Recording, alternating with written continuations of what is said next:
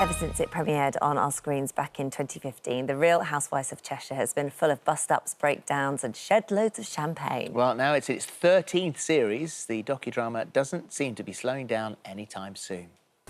We're joined now by Cheshire's newest housewife, Debbie Davis, alongside Seema Malhotra and Tanya Bardsley. Welcome to all of you. Good Lovely morning, to see you. So, Tanya, we'll actually start with you because you've been there right from the very start. How much do you think this series has had to change from all the others that you've done? I mean, I'm the dinosaur of the group, but I think it hasn't really changed. It's still as fabulous. There's still lots of arguments. There's still lots of PMS. There's still lots of menopause. But yeah, people keep tuning in, which we're so grateful for, and it just keeps getting bigger and better every year. So yeah, we're just so grateful. You've all struggled individually with your various businesses or the way things have been. To come back together again after all of this must have been quite a moment. Oh God, yeah. Oh, so go on, Seema, you go. No, I think you're 100% right, because I think the whole COVID affected everybody. Yeah. It affected our businesses, you know, in such a way. So what was really nice for me personally was coming back, being with the girls. I mean, I was locked down in my house with my men, you know, even the dog's male. So for me to get out and see the girls again, it was amazing. You know, it's been a hard year. It has been a hard year. You know, for everyone. I mean, you talked about your business there as well. And Tanya, your business was the same. We've sort of seen you building up the business that's been going on, but probably I think the most personal part of this show is that you've recently revealed about your ADHD diagnosis, which is something that you didn't even know about, you weren't even aware of until very recently. And in fact, up until now, you kind of thought it might be anxiety or depression, but to get this diagnosis has made a big difference. Yeah, well, all my life I've been treated for anxiety and depression. And it's only 6 weeks before my 40th birthday I got diagnosed with ADHD.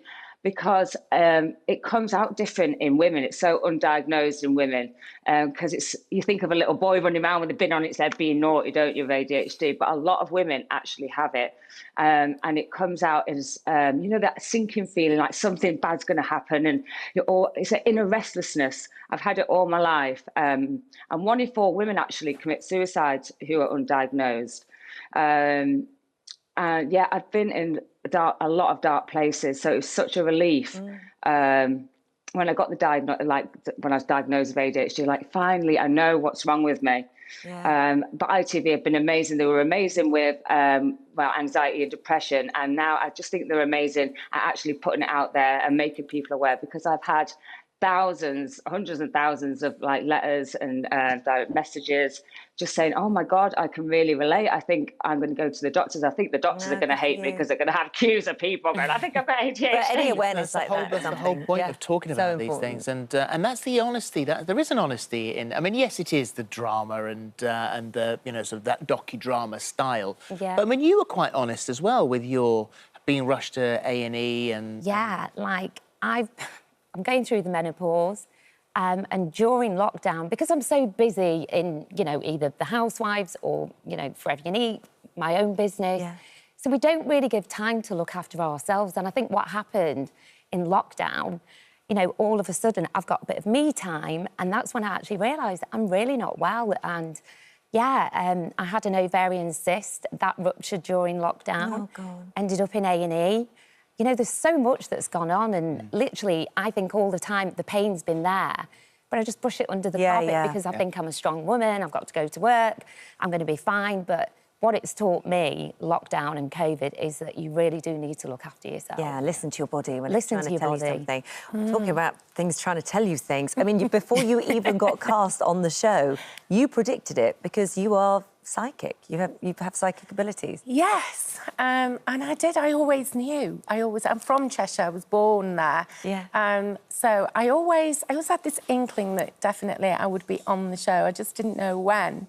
And then I got a message asking me on Instagram. It was kind of, where do you live? Do you live in Cheshire at all? And I said, yeah. And then it kind of went from there. Well, you've been on here before with the haunted doll that put one of our producers into hospital because he kept it overnight, you know, so Harry, there's the doll that put Harry into hospital. Yeah. So a psychic on the show. How have the girls felt about that?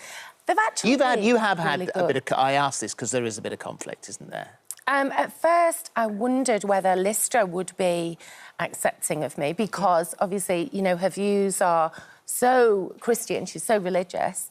So I was actually quite surprised when she said, I really want to get to know you. Obviously, your work, kind of, you know, we'll leave that there. She doesn't want to get involved in the spooky stuff or anything like that, but... She's been really accepting. Yeah. They all have. You've made some quite extraordinary predictions, though. I mean, before the whole COVID thing, you predicted there would be a virus in 2020 that would come in. You predicted that there would be a royal death. So, you know, you've been very spot on with all of this. I'm sort of a bit scared to ask you if you've got any... please tell us things are getting better. Are they getting better? Oh, I do. I think that, obviously, the mutations are going to cause a problem. So I do think that we've a little while to go before we get back to normal. But we will get back to normal. But I do think we've got a little while to go yet with that. Like 4 weeks? July the 19th, hopefully. Can I just ask you, Tanya, Seema, just one question.